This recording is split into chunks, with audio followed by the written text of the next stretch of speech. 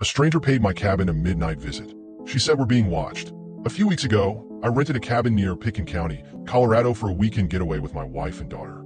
For their privacy, I'll refer to my wife as Elena and my daughter, who's between 4 and 8 years old, as Sophia. It was dusk by the time we arrived at the cabin, far later than Elena and I had planned. The afternoon's anticipation gone, the promise of a relaxing vacation already sullied, and my back sore from changing the tire which had been eviscerated by the forest road. The mood was thoroughly ruined. Maybe that should have been an indication as to how the rest of the trip would go. The cabin itself was beautiful and rustic. Nestled among the towering pines, the two-story building blended into the surrounding woodlands with its dark-stained wooden siding and stone chimney. Large windows glistened with the last light of day, and the wraparound porch boasted a hanging patio swing, much to Sophia's delight. She ran straight for it and started swinging as Elena and I carried the bags inside. When I unlocked the door and turned on the lights, I found myself surprised by the decor. In stark contrast to the classy, almost minimalist exterior of the cabin, the interior was remarkably cluttered. It was like every square surface, countertops, bookshelves, tables, etc., was covered in little trinkets. Tchotchkes, as my mother would have called them. There were coasters, candles, vintage oil lamps and compasses, and a bunch of wooden animal carvings, each about a foot tall. The interior wasn't dirty by any means, just more crowded than expected. I found it charming in a weird way, though Elena was less fond. I remember her taking a long look at the place and saying, "Interesting," which is her code for, "I don't like what I'm seeing, but I also don't want to make a big deal about it." It was past Sophia's bedtime, so after coaxing her off of the porch swing, I helped her get set up for the night. There were 2 bedrooms on the second floor, a master suite with an attached bathroom, and a smaller bedroom that was pretty clearly set up as a kid's room for visitors to the cabin. The cabin was specifically advertised as family-friendly and good for parents with younger children, so it was no surprise when the smaller bedroom was full of colorful toys and plushies. There was a fireplace across from the bed, its mantel showcasing a full set of those wooden animal carvings. 1 moose, 1 bear, 1 trout, and so on. There was also 1 particularly large teddy bear sitting on the bed, partially buried under the covers like it was getting ready for bed. Sophia instantly fell in love, and I thought it was sweet that the cabin's owner had gone the extra mile to make the place welcoming. I didn't love the idea of her cuddling it to sleep though, since it likely hadn't been washed between visits, so I propped it up on a chair next to the bed before tucking Sophia in for the night. Tired from our travels, Elena and I went to sleep not too long afterwards. Saturday was our designated lake day. After making breakfast and waking up Sophia, who had to be convinced not to take her new best friend, Mr. Bear, out on the water with us, we grabbed the kayaks off of our roof rack and headed down to the shore. We were a short walk from the lake, and I was absolutely blown away by the natural splendor. Our cabin was semi-isolated, remote enough to give my family peace and privacy, but close enough to civilization that we could easily access help in case of an emergency. We were a 5-minute drive into town and a 5-minute walk to the nearest neighboring cabin, which we passed on the way to the lake. It was a gorgeous building, far more intricate and seemingly much older than the one we were renting. There was an older woman sitting on the porch as we passed it by, and although I couldn't wave since both hands were full with the kayaks, I gave her a nod and a friendly smile. She stared at me in response, her expression completely blank. She was looking directly at me, but almost looked like she was in a trance or something. What was that all about? I quietly asked Elena once we were out of earshot. Not sure, my wife answered. She looks pretty settled in there. Maybe that's her home, and she doesn't appreciate her neighbor running an Airbnb. That seemed a logical explanation. I stole a quick glance over my shoulder before the house completely disappeared behind us, and saw that the woman was now walking down the steps of her front porch, her gaze still fixed on us. Elena and I exchanged worried looks and picked up the pace a little, Sophia running along ahead of us, joyful and oblivious. Once we reached the shore, we hopped into the kayaks and pushed off into the water. We weren't exactly running away from the woman. It was more so that we wanted to avoid a confrontation if we could. As we started paddling out into the lake, the woman appeared at the treeline, but never came any closer. I gave her a wave, and again, she gave me no response but a glower. It occurred to me that she might have been trying to warn us about the lake, maybe about a current or algal bloom, but I'd researched the area extensively to make sure it was safe, and her demeanor wasn't quite urgent or benevolent enough for that to be the case. The rest of the day was thankfully devoid of any more strange encounters. After a calm day of swimming and hiking, we returned to the cabin in the evening for dinner and esmores. Sophia brought Mr. Bear outside to help with the esmores, to mine and Elena's amusement. We had no idea how we would convince her to leave the stuffed animal behind when we left on Monday night. After we put Sophia to sleep at 8 p.m., Elena and I watched a movie, had a drink, and then went to sleep at 10:30 or so. At midnight, according to my phone clock, I heard what sounded like a knock. I sat up in bed, checked the time, and listened for a minute. A few seconds passed, and then there came 3 knocks in quick succession. I gently shook Elena awake, waiting to hear the sound again, and after a moment I did. There was someone at the front door of the cabin in the middle of the night.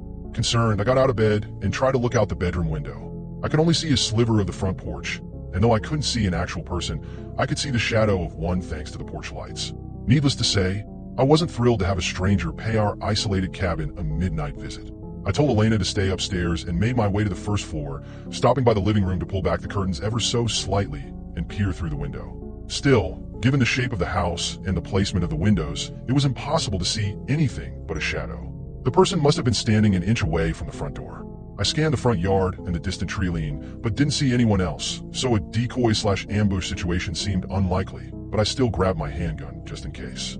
Just my luck, the old front door of the house didn't have a peephole, so I got up close to the door and tried talking to the person on the other end. "Can I help you?" I said.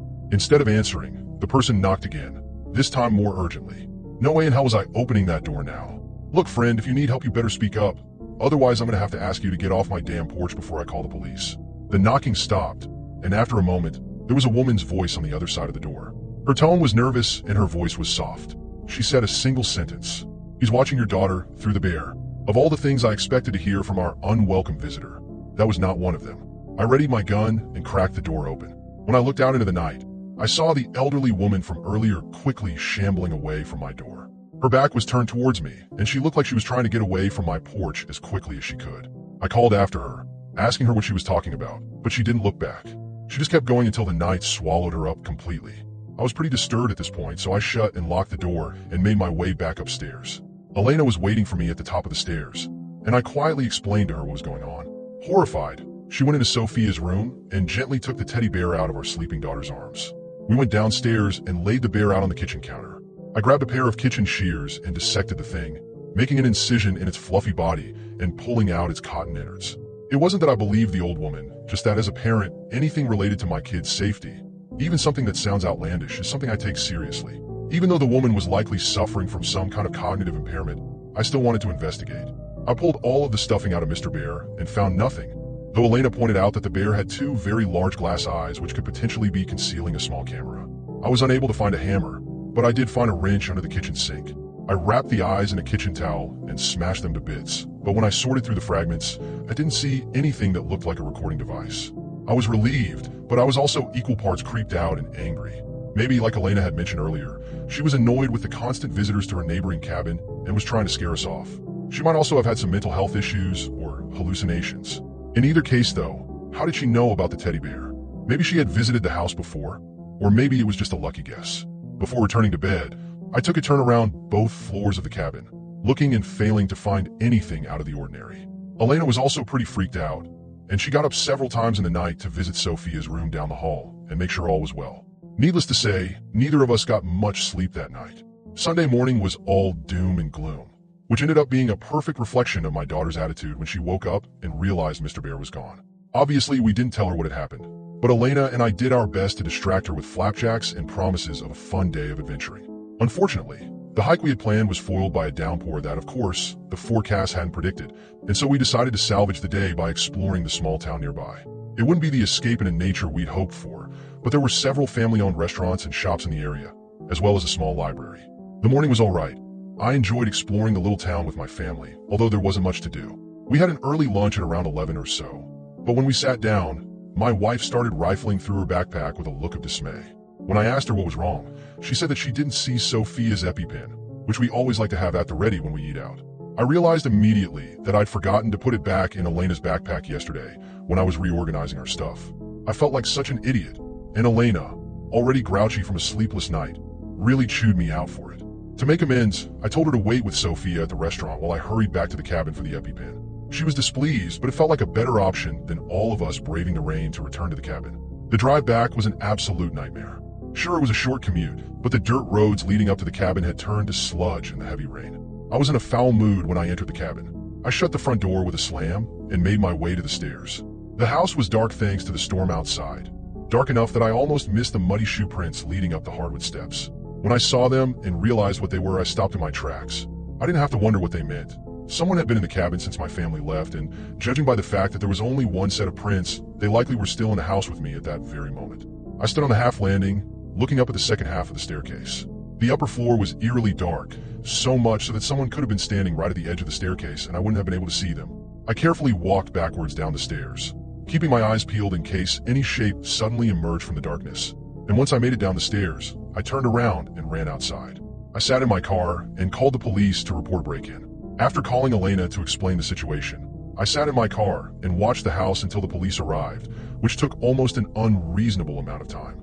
I never saw any movement from inside the house, nor did I see anyone leave, though I didn't have a great visual on the back door. It's possible that the intruder could have slipped through the back and run straight for the woods, in which case the cabin would have obscured them. The police were shockingly curt and dismissive about the whole thing. One of the officers who arrived on scene asked me for proof of a break-in, as if I would have had time to snap a picture of the intruder in my house or something.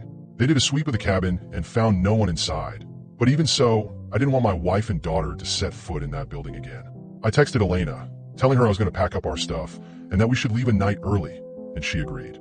The cop stayed with me as I packed to give me some peace of mind, which I appreciated.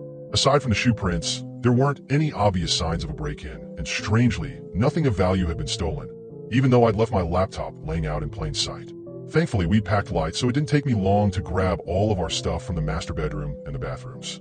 My last stop was Sophia's room, where I was quickly able to locate and pack all of her things.